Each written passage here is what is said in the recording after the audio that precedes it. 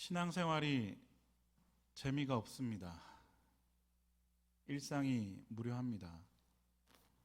특별한 일을 매번 찾지만 특별하지 않습니다. 제 얘기가 아니라 최근 코로나 이후에 많은 성도님들이 토로하고 계신 고민 중에 하나입니다. 그도 그럴 것이 우리는 하루에도 수십 번의 선택지를 들고 선택해야 되는 일상을 살아내는데 아침에 아이들은 뭘 해줘야 되나? 남편에게 무슨 반찬을 줘야 되나? 나는 뭘 먹을까? 무슨 옷을 입을까? 무슨 길로 갈까? 점심이 되면 또 뭘 먹을까? 사람을 만날 때 어디에서 만나면 좋을까? 뭘 먹어야 잘 먹었다고 소문이 날까? 여러분들은 어떠십니까? 쳇바퀴와 같이 이렇게 돌듯이 우리 일상은 너무도 많은 선택을 하면서 살아가죠. 처음 선택할 때는 짜릿한 어떤 감격이 있었습니다. 새로운 사람을 만나고 새로운 음식을 먹고 새로운 장소에 가면 얼마나 좋은지 모릅니다.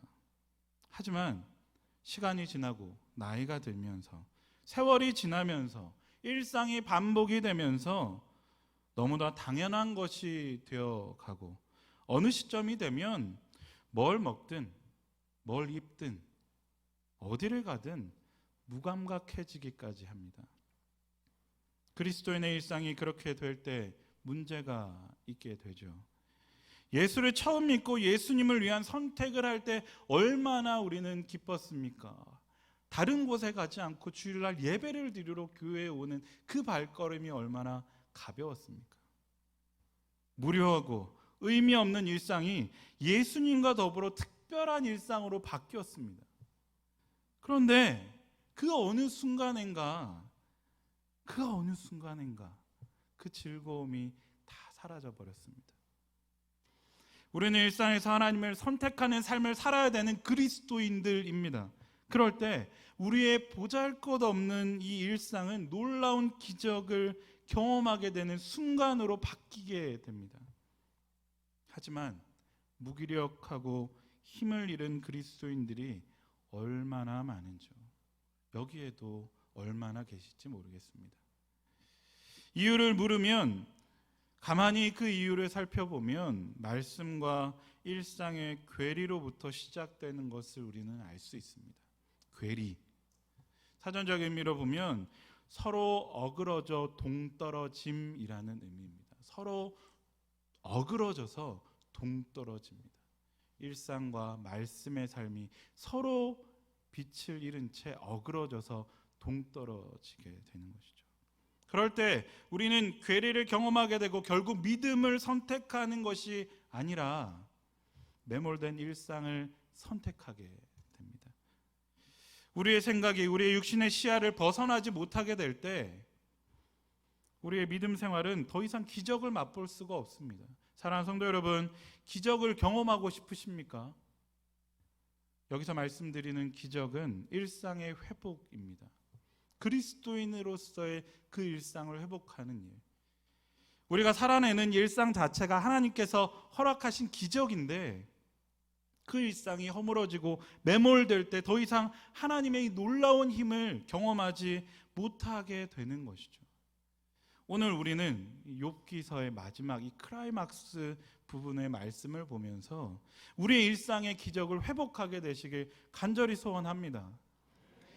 사실 처음 욥기서를 여러분들과 함께 나눠야 되겠다고 생각을 했을 때 욥과 그 세 친구를 구분지어서 욥은 하나님을 경험하는 일상을 살아낸 사람이고 세 친구들은 이상적인 하나님에 대해서 말한다고 생각을 했습니다. 그래서 본문도 오늘 40장이 아니라 42장 7절로 9절을 잡고 말씀을 연구하기 시작했습니다. 42장 7절 앞에 보시면 여호와께서 욥에게 이 말씀을 하신 후에 여호와께서 대만 사람 엘리바스에게 이르시되 내가 너와 내 두 친구에게 노하나니 이는 너희가 나를 가리켜 말한 것이 내 종 욥의 말 같이 옳지 못함이니라. 가만 보면 욥의 말은 옳고 엘리바스와 두 친구, 즉 빌닷과 소발, 그리고 뒤이어 가장 격렬하게 말을 많이 했던 엘리후의 말은 옳지 않은 말이라고 말씀하시는 것 같습니다. 그런데 앞에 보면 앞부분에 여호와께서 욥에게 이 말씀을 하신 후라고 되어 있죠. 뭔가 변화가 생긴 것입니다. 이 말씀을 하신 후 욥과 세 친구는 같은 동일 성상이 아닌 욥의 말은 옳고 그 친구들의 말은 옳지 않은 것이 되었다는 것입니다. 욥에게 이 말씀을 하신 후에 해당되는 본문이 오늘 본문이 포함되어져 있는 38장부터 시작이 됩니다. 욥기 38장. 욥기서의 전체적인 줄거리는 이렇습니다. 물론 이제 성경 일독 학교를 하시는 분들이 지난주 통독 본문이 욥기서였는데 다 읽으셨는지 모르겠습니다. 욥은 동방 우스 땅에서 의인이었고 훌륭한 사람이었습니다. 재산도 7,531, 양이 7,000, 암나귀가 500마리, 낙타가 3,000, 소가 500결이, 즉 1,000. 자녀도 아들이 7, 딸이 3명이 있었습니다. 성경은 욥에 대해서 훌륭한 사람이다라고 평가합니다. 이러한 하나님을 경외한 욥, 그 욥을 시기한 사단은 하나님과의 대화에서 욥을 시험하고자 하죠. 욥의 재산이 모두 사라졌습니다. 욥의 자녀들이 하루아침에 다 죽었습니다. 그리고 잠시 후 다시 욥의 목숨은 건드리지 못한 채 욥의 건강을 뺏어갔습니다. 욥은 하나님께서 주신 것이기 때문에 하나님께서 가져가시는 것이 당연합니다라는 놀라운 고백을 했습니다. 아내도 떠나고 위로하기 위해서 찾아온 친구들 이 엘리바스, 빌닷, 소발이 위로하다가 3장에서 욥이 신세한탄을 하며 내가 왜 태어났는가에 대해서 이야기를 하자마자 격렬한 토론이 시작이 됩니다. 3장부터 31장까지 이 세 친구들은 3번의 물음과 3번의 대답. 욥을 생각해 보십시오.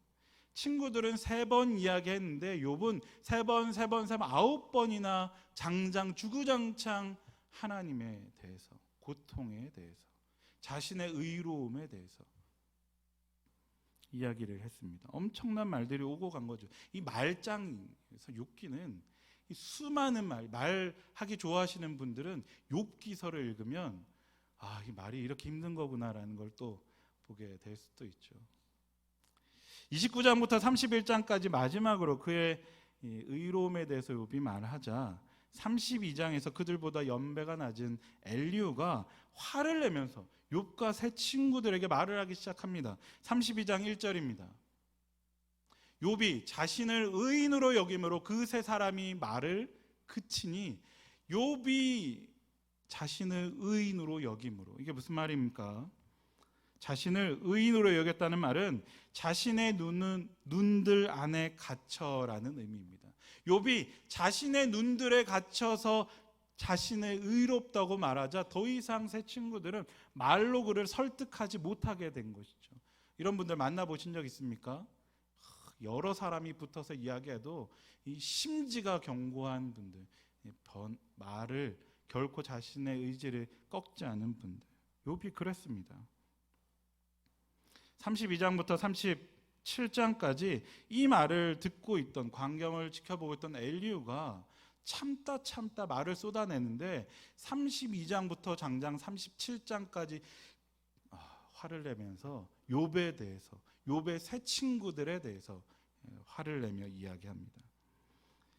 얼마나 화를 내고 흥분하면서 그 변론을 이어갔을지 상상하게 됩니다. 엘리후의 변론은 그 앞에서 욥과 그 세 친구들이 했던 변론보다 훨씬 더 탁월했습니다. 엘리후는 욥이나 세 친구에 달리 하나님의 절대 주권, 하나님의 의, 그리고 하나님의 주권적 섭리에 초점을 맞춰서 이 보다 차원 높은 이야기를 했습니다. 하지만 역시나 하나님의 이 인간의 한계를 넘지 못한 채 하나님에 대한 지식보다는 자신의 한계 안에 갇혀서 자신의 무죄함을 주장하는 욥을 정죄했습니다. 그리고 욥이 마치 하나님을 거역한 사람인 양 매도하고, 무엇보다도 욥의 고난에 대해서는 이렇다 할 명쾌한 대답을 해주지 못합니다. 그때 우리 38장 본문을 앞에 두고 38장을 펴서 예수님 하나님께서 등장하시는 장면을 보시면 그때에 하나님이 폭풍우 가운데 나타나십니다. 갑자기 하나님께서 폭풍우 가운데 임재하시니까 말을 쏟아내던 엘리후가 입을 다물어 버렸습니다. 모든 사람들은 폭풍우 중에 나타나신 하나님을 주목할 수밖에 없었습니다. 사실 이것은 욥이 그토록 바라던 일 중에 하나였습니다. 욥기 23장 3절에서 보시면 내가 어찌하면 하나님을 발견하고 그의 처소에 나아가랴. 어찌하면 그 앞에서 호소하며 변론할 말을 내 입에 채우고. 어찌하면 하나님을 발견하고 바라보겠습니까? 보고 싶습니다. 하나님이라고 이야기했는데 그토록 욥은 자신의 고통 앞에서 하나님 배우기를 소원했는데 이에 하나님이 그 폭풍우 중에 하나님께서 이들의 변론을 막으시며 욥에게 나타나신 것입니다.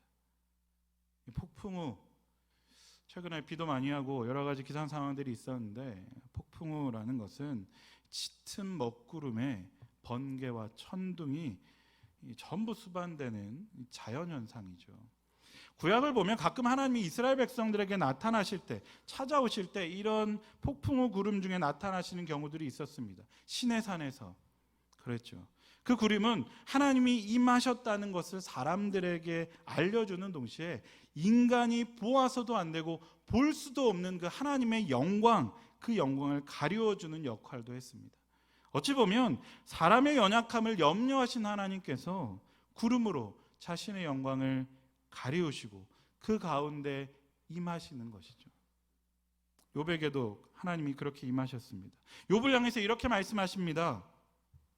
앞부분 38장 2절에 보시면 무지한 말로 생각을 어둡게 하는 자가 누구냐? 너는 대장부처럼 허리를 묶고 내가 내게 묻는 것을 대답할지니라.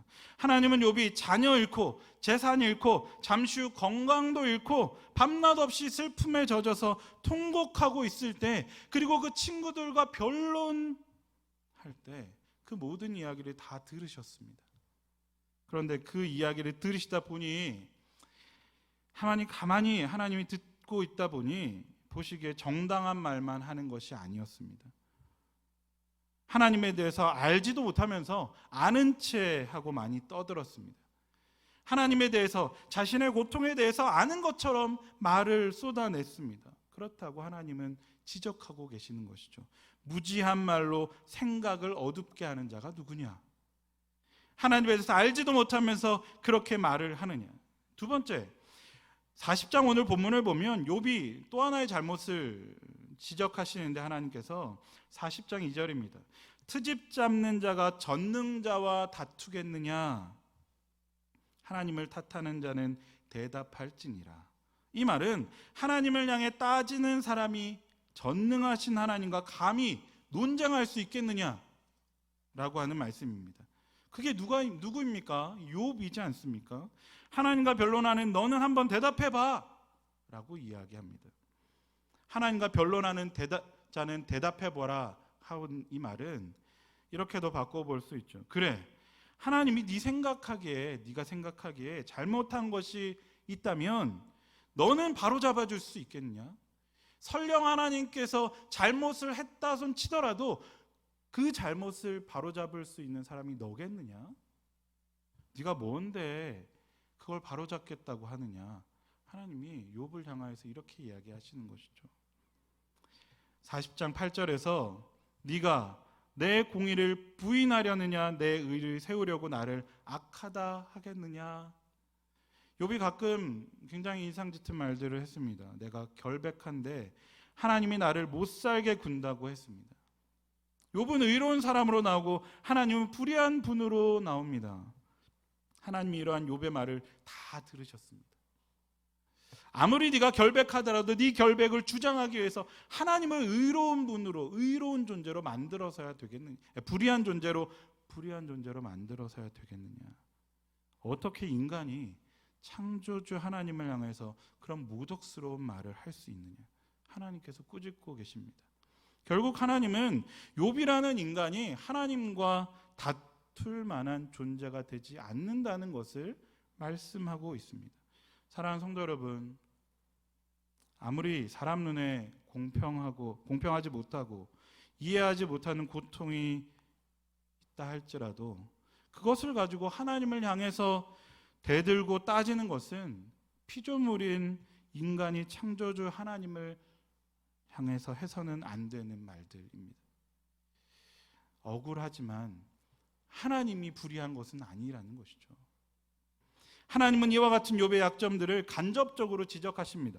그리고 또 욥에게 필요한 은혜를 주시기 위해서 38장부터 폭풍우 가운데 나타나신 하나님께서 어마어마한 질문을 쏟아내기 시작합니다. 여러분, 이 38장부터 41장까지 2장까지 읽어보신 분들은 아실 텐데 몇 번의 질문을 하시는지 아십니까? 영어 번역본을 보시면 이 물음표가 나오기 때문에 셀 수가 있는데 무려 71번이나 질문을 쏟아냅니다. 와, 71번의 그 질문을 가지고 사람을 말로 반 죽여놓는 것 같습니다.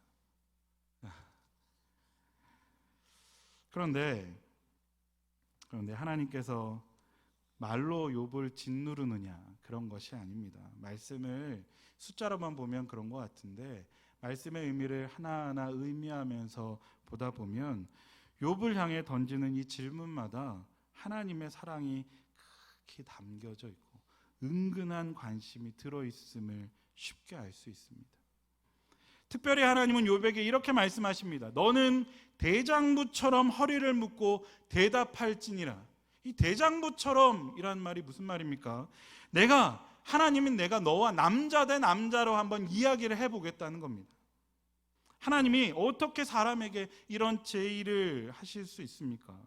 한 줌의 흙에 지나지 않는 인간, 그 인간과 1대1로 너와 내가 남자 대 남자로 어떻게 말씀하실 수 있습니까? 이것은 욥을 그만큼 하나님께서 크게 보셨다는 증거이죠. 또 한 가지는 하나님이 그만큼 자기를 낮추셔서 욥이 어려움을 당하지 않도록 하시는 하나님의 배려이기도 합니다. 하나님이 그렇게 폭풍우 가운데 나타나셨습니다. 더욱이 놀라운 사실을 한 번 더 보겠습니다. 욥기 1장을 보시면 1장부터 37장까지 꼽쳐두시고 욥기 1장을 보시면 1장부터 나오는 하나님, 이 하나님이라는 단어 1장부터 37장까지 전부 다 드셔봐도 하나님을 어떤 이름으로 불렀냐면 엘샤다이라는 이름으로 불렀습니다. 한글 번역에는 하나님이라고 되어 있습니다. 이 하나님으로 번역된 하나님의 이름이 엘샤다이인 것이죠. 엘샤다이의 하나님은 전능하신 하나님이라는 의미를 가지고 있습니다. 무엇이나 마음대로 하실 수 있는 분, 마음 먹으시면 무엇이든지 마음껏 하실 수 있는 분, 이런 하나님을 유한한 인간이 바라보게 될 때 무서운 하나님으로 볼 수 있죠. 접근하기 어려운 하나님이시고 멀리 계시고 초월해 계신 하나님의 이미지를 가지고 있는 하나님의 이름이 1장부터 37장까지 이어집니다. 그런데 오늘 38장 1절을 같이 한번 읽어보겠습니다. 38장 1절입니다. 성경을 보시고 나오지는 않습니다. 같이 읽겠습니다. 그때 여호와께서 폭풍우 가운데 욥에게 말씀하여 이르시되, 여호와께서, 하나님의 이름이 바뀐 것을 보십니까? 여호와, 야훼 하나님으로 폭풍우 가운데 나타나셨습니다. 야훼 하나님, 야훼는 언약자로서의 하나님의 이름입니다. 하나님이시지만 인간 모습으로 찾아오셔서 인간과 함께 1대1로 어떤 계약을 하시는 분으로 말씀하실 때 자기 이름을 야훼, 여호와라고 씁니다. 얼마나 친근하게 느껴집니까? 사랑이 많고 자비로우시며 인간의 연약함을 이해하시고 인간과 함께 대화를 나누실 수 있는 그런 좋으신 하나님, 그 하나님이 야훼 하나님입니다. 왜 하나님이 폭풍우 가운데 욥에게 찾아오시면서 이름을 바꾸어서 찾아오시느냐? 이것은 하나님의 욥을 향한 사랑이시고 관심이시며 애정을 표현하시기 위함입니다. 오늘 우리를 찾아오시고 만나주시는 하나님도 엘샤다이의 하나님도 되시지만 우리에게 더 좋은 하나님은 야훼, 나와 함께 만나시는 그런 하나님이 되실 줄 믿습니다. 그런데 말입니다.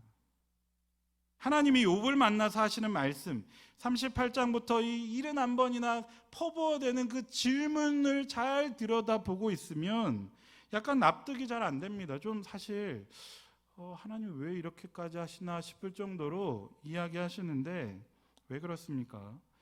내용을 살펴보면 그 앞에서 욥이 당한 고통과 고난과 슬픔과 이런 것들에 대한 너무 동떨어진 이야기들만을 이야기하십니다.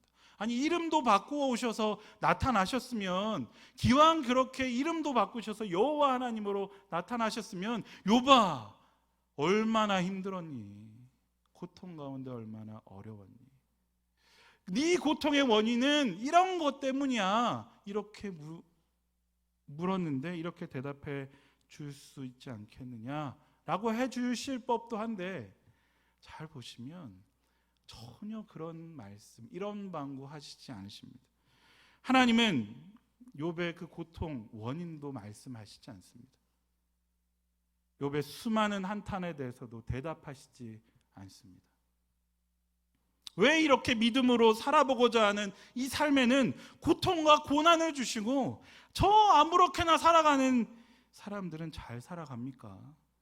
왜 좀 일찍 오시지 않았습니까? 왜 나의 고통에 대해서는 가만히 계십니까? 이런 질문과 부르짖음에 대답을 하시지 않습니다. 그리고 아무런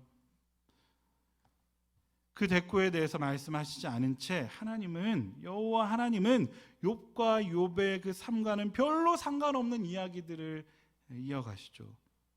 잘 보시면 하늘과 땅의 이야기, 별과 구름과 달의 이야기, 하마, 악어, 호랑이, 노새, 사냥과 같은 이야기를 하십니다. 여러분 한번 생각해 보십시오. 가족을 잃었습니다. 재산도 잃었습니다. 건강도 잃었습니다. 망연자실해서 잿더미에 앉아 있는 이 자신의 살을 벅벅 긁고 있는 이 사람에게, 욥에게 나타나셔서 하신다는 말씀이 이 하늘 이야기 귀에 들어오겠습니까? 별 이야기 무슨 의미가 있습니까?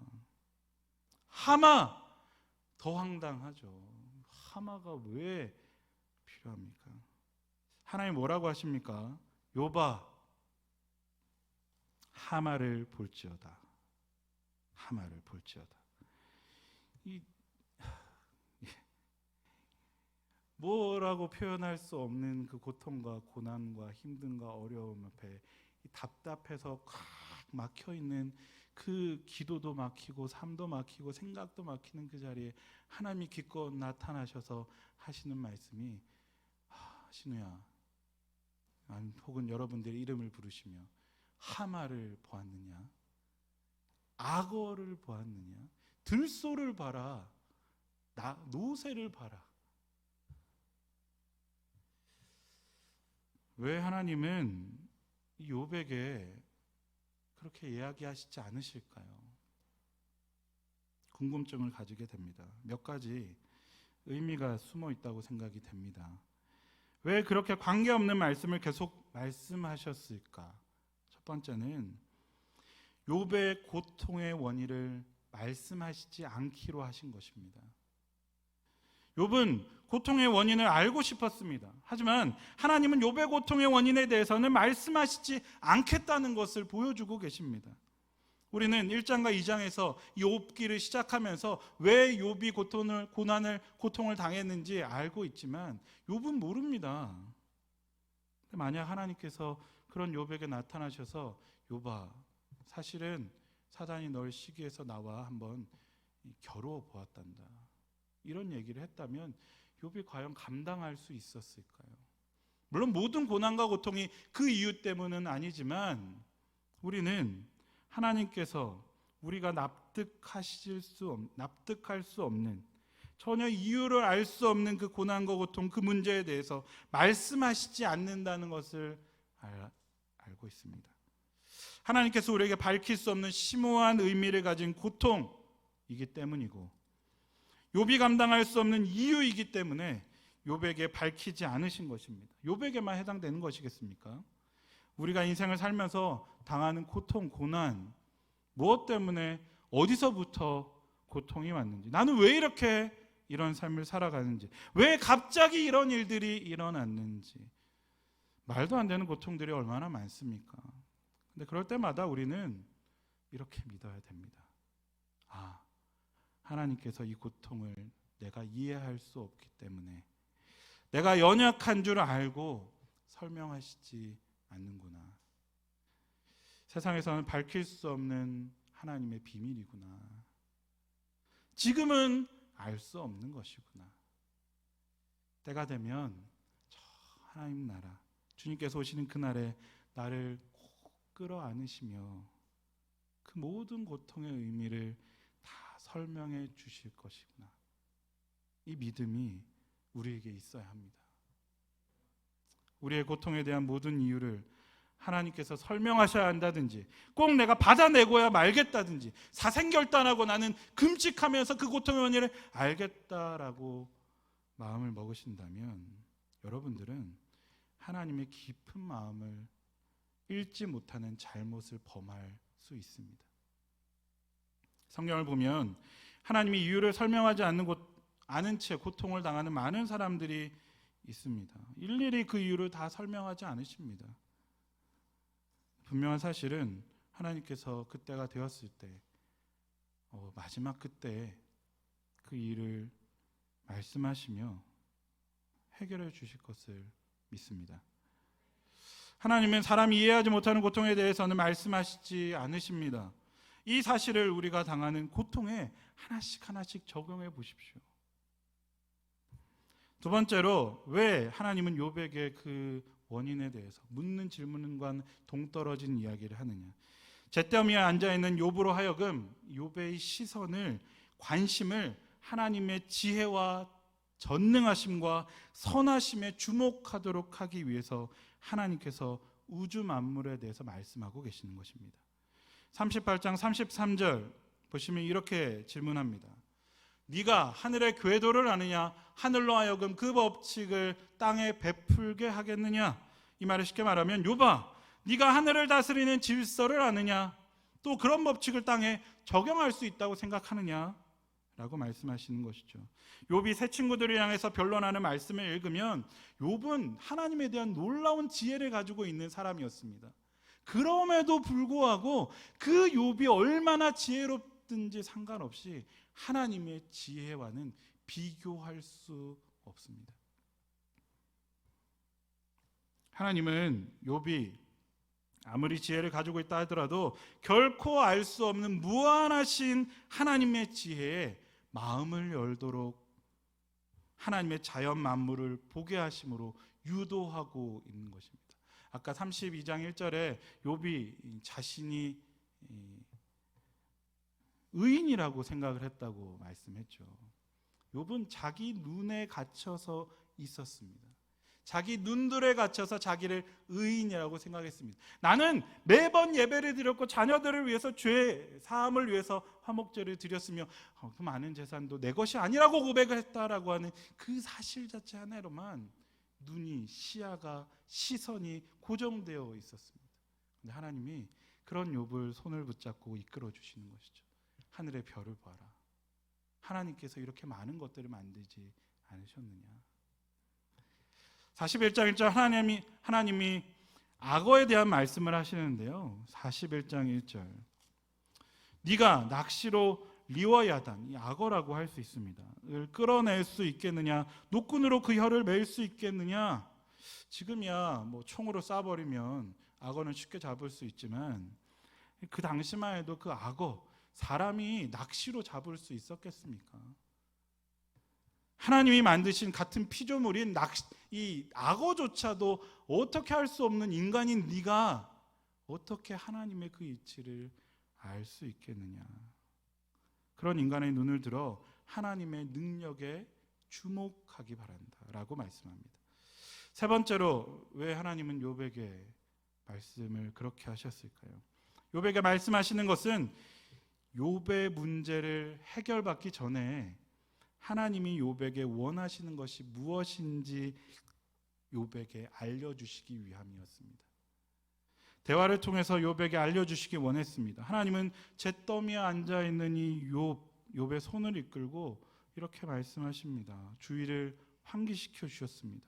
기분 전환도 할 겸 내가 만든 찬란한 하나님의 궁전에 한번 가보자.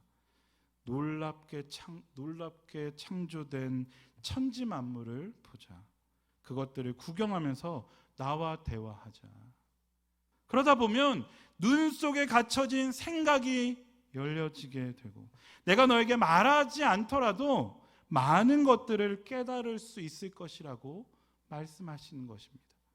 폭풍우 가운데 여호와 하나님으로 나타나신 하나님께서 욥을 데리고 이것저것을 다니면서 하나님의 창조하신 이 모든 만물을 보게 하십니다. 하나님께서 구경시키시며 해, 달, 들소들, 노새들, 소 이야기를 하시고 하마 이야기, 염소 이야기, 나귀 이야기도 하십니다. 욥이 그런 이야기를 들으면서 한참 있다 보니까 하나님을 보는 자기 눈이 바뀌어진 것을 발견하게 됩니다. 또 자기 자신을 바라보는 그 눈이 변화가 되었음을 발견하였습니다. 어떻게 변화되었습니까? 오늘 본문 40장 4절입니다. 같이 한번 읽어보겠습니다. 40장 4절 함께 읽겠습니다. 보소서 나는 비천하오니 무엇이라 주께 대답하리이까 손으로 내 입을 가릴 뿐이로소이다. 아멘. 그렇게 똑똑하게 자기 잘못이 없다고 이야기를 하고 말은 또 얼마나 많이 했습니까? 하나님에 대해서, 고통에 대해서, 이치에 대해서 그렇게 많은 말을 쏟아내었던 이 욥이 그러면서도 나는 의인이고 나는 잘못한 게 없다라고 이야기했던 이 욥이 입을 가려버립니다. 비천한 존재, 아무것도 아닌 것, 말할 자격도 없느니 함부로 떠드는 사람으로 자신을 보았습니다. 사람이 완전히 달라졌습니다. 3장부터 해서 31장까지 욥이 했던 말들을 한번 집에 가서 곱씹어서 한번 보십시오. 그리고 40장 4절을 보십시오. 변화된 것이죠. 그렇게 말이 많던 사람이 새 사람이 달려들어도 설득할 수 없던, 말로 이길 수 없었던 그 사람이 입을 다물었습니다. 42장 2절입니다. 조금 넘어가서 42장을 보겠습니다. 2절 함께 읽겠습니다. 주께서는 못하실 일이 없사오며 무슨 계획이든지 못 이루실 것이 없는 줄 아오니. 하나님, 그렇습니다. 제가 그것을 잘 몰랐습니다. 지금까지 저는 몰랐습니다. 이제 주님을 만나보니까 하나님은 전능하신 하나님이십니다. 내 눈이 이렇게만 고정되어 있었는데 하나님의 일하심을 봤더니 하나님이 보입니다. 전능하신 하나님이 보입니다. 욥은 그 순간 마음에 큰 충격과 변화가 일어나게 됩니다. 그리고 뭐라고 이야기하는지 잘 보셔야 됩니다. 43장 3절로 6절입니다. 이 말씀은 꼭 천천히 함께 같이 나의 고백으로 한번 읽어보겠습니다. 3절로 6절까지 같이 읽겠습니다. 무지한 말로 이치를 가리는 자가 누구니까? 나는 깨닫지도 못한 일을 말하였고 스스로 알 수도 없고 헤아리기도 어려운 일을 말하였나이다. 내가 말하겠사오니 주는 들으시고 내가 주께 묻겠사오니 주여 내게 알게 하옵소서. 내가 주께 대하여 귀로 듣기만 하였사오나 이제는 눈으로 주를 배웁나이다. 그러므로 내가 스스로 거두어드리고 티끌과 제 가운데서 회개하나이다. 아멘. 욥의 달라진 모습을 회개하고 낮추는 모습, 여기에 우리가 말씀의 마무리를 한다면 싶습니다. 욥기에 담겨진 놀라운 진리가 조금 더 있습니다. 한 걸음 더 나아가서 욥이 얼마나 마음이 평안해졌는지를 보아야 됩니다. 지금까지 고통 속에서 있던 슬픔에서 벗어났습니다. 지금까지 갈등에서 자신을 걷어낼 수 있었습니다. 전능하신 하나님, 자기를 찾아와 주신 하나님, 자기와 만나 주시고 많은 이야기를 해주시는 그 하나님을 만났더니 보십시오. 7절부터 아직 자신의 병이 고쳐지지 않았습니다. 재물이 회복되지 않았습니다. 자녀들이 다시 살아오지 않았습니다. 그럼에도 불구하고 그 마음을 가득 메고 있던 고난과 고통의 문제가 다 평안하게 되었습니다. 사랑하는 성도 여러분, 우리는 하나님을 바라보아야 됩니다. 하나님을 묵상해야 합니다. 주의 말씀을 읽으며 하나님과 손을 붙들고 이 산에도 가고 산지에 머물러서 산상에서 말씀하시는 예수 그리스도의 말씀을 바라보며 천지를 창조하신 그 하나님의 놀라운 진리를 바라보게 되고 하나님이 일하신 들 하나씩 듣고 또 듣다 보면 내가 가지고 있었던 문제가 해결되지도 않았는데, 내가 꼭 벌어야 되는 그 돈이 벌려지지도 않았는데, 건강이 다시 돌아오지도 않았는데, 회복되지도 않았는데, 그럼에도 불구하고 자기도 모르게 회복이, 놀라운 역사가 일어나게 됩니다. 사랑하는 성도 여러분, 말씀을 마무리하겠습니다. 사랑하고 축복합니다. 일의 문제에 매여서 고통에 대해서만 부르짖지 마시기 바랍니다. 문제를 놓고서만 부르짖지 마시기 바랍니다. 하나님이 그 손을 붙들고 함께 주의 말씀과 함께 거니시기 바랍니다. 그렇게 될 때 우리의 삶이 내 눈을 벗어나게 될 줄 믿습니다. 내가 의인이라고 여겼더니 비천한 존재입니다라고 고백하며 하나님 앞에 내 입을 다무겠습니다라고 고백하게 될 줄 믿습니다. 함께 찬양하며 기도하겠습니다. 하나님, 나는 다 표현하지 못합니다. 다 고백하지 못합니다. 다 알 수도 없습니다. 다 닮아가지도 못합니다. 하지만 하나님, 내가 닮아가고 싶습니다. 고백하고 싶습니다. 알아가고 싶습니다. 함께 같이 찬양하겠습니다. 다 표현 못해도 다 표현하리라. 다 고백 못해도 다 고백하리라. 다 알 수 없어도 나 알아가리라. 다 닮지 못해도 나 닮아가리라. 다 표현 못해도 나 표현하리라. 다 고백 못해도 나 고백하리라. 알 수 없어도 나 알아가리라. 다 닮지 못해도 나 닮아가리라. 주 사랑 얼마나 아름다운지, 주 사랑 얼마나 날 부욕해 하는지, 주 사랑 얼마나 크고 놀라운지를, 그 사랑 얼마나 나를 감격하게 하는지, 그 사랑 얼마나, 그 사랑 얼마나 아름다운지, 그 사랑 얼마나 날 부욕해 하는지, 그 사랑 얼마나 크고 놀라운지를, 그 사랑 얼마나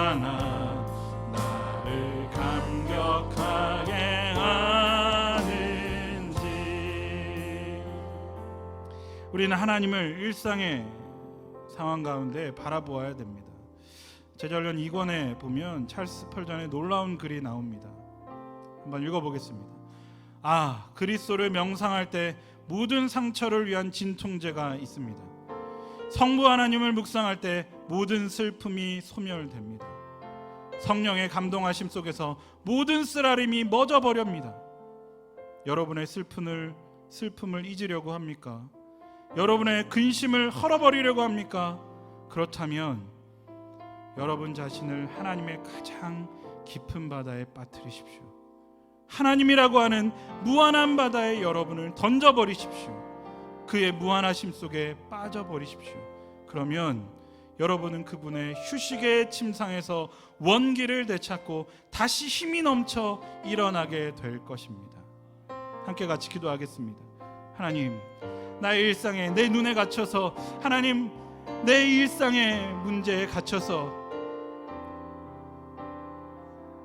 일상의 기적을 맛보지 못한 채, 하나님이 함께 하신 놀라운 은혜를 맛보지 못한 채 내 문제에 갇혀서 하나님이 아닌 다른 것들을 선택하는 아무런 거리낌이 없었습니다. 하나님 회복시켜 주시옵소서. 일상을 회복시켜 주시옵소서. 하나님을 아는 그 일상을 회복시켜 주시옵소서. 함께 같이 기도하겠습니다. 아버지, 저희 가운데 함께 하여 주셔서 하나님의 말씀을 듣고 하나님의 말씀을 경험하며 하나님이 일하심을 보게 하여 주시되, 하나님 나의 고통과 고난에 매어서 하나님 그것에 발목 잡혀서 하나님 그렇게 인생을 살아가는 어비하는 아버지 우리의 한 주간의 삶이 되지 않기를 간절히 소원합니다. 하나님, 오늘도 힘듭니다. 오늘도 지칩니다. 오늘도 마음이 어렵습니다. 어떻게 해야 할지 모르겠습니다. 왜 이렇게 내 삶이 어렵습니까?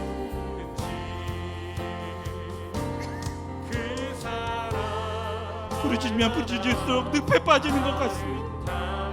말로 아무리 표현하고 고민해봐야 도움이 없습니다.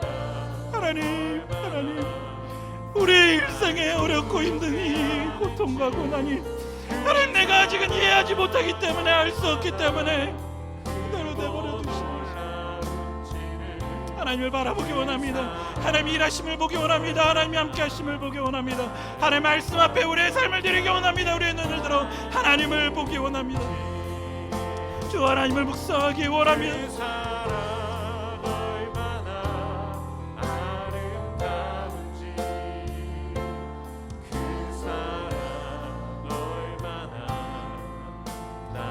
우리는 비쳐나오니 하나님 나의 입술을 하나님, 나는 하나님 그 앞에서 아무것도 아니오니 주여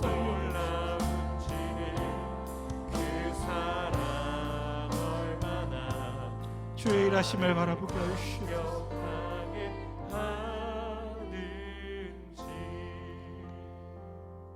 하나님, 일상이 너무 지칩니다. 신앙생활의 기쁨을 잃어버렸습니다. 하나님이 함께 하시는데 어느 순간 하나님이 함께 하시면 아무런 의미가 없는 것처럼 여겨졌습니다. 내 문제에 매달리면 매달릴수록, 원인을 찾고자 파고 파면 또 팔수록 나에게는 힘이 없음을 깨달아야 되는데, 나는 여전히 의인인, 내게는 잘못이 없고 내게는 아무런 문제가 없이 상황이 바뀌어야, 환경이 바뀌어야, 사람이 바뀌어야 될 줄 알았습니다. 여호와 하나님, 야훼 하나님, 나의 손을 붙들고 가시옵소서. 나의 손을 붙들고 주의 일하심을 보게 하여 주시옵소서. 나의 손을 붙들고 주의 말씀 앞에 무릎 꿇게 하여 주시옵소서. 그래서 회복시켜 주시고 일상의 그 놀라운 은혜가 날마다 고백되어지는 우리의 삶이 되게 하여 주시옵소서. 예수님 이름으로 기도드립니다.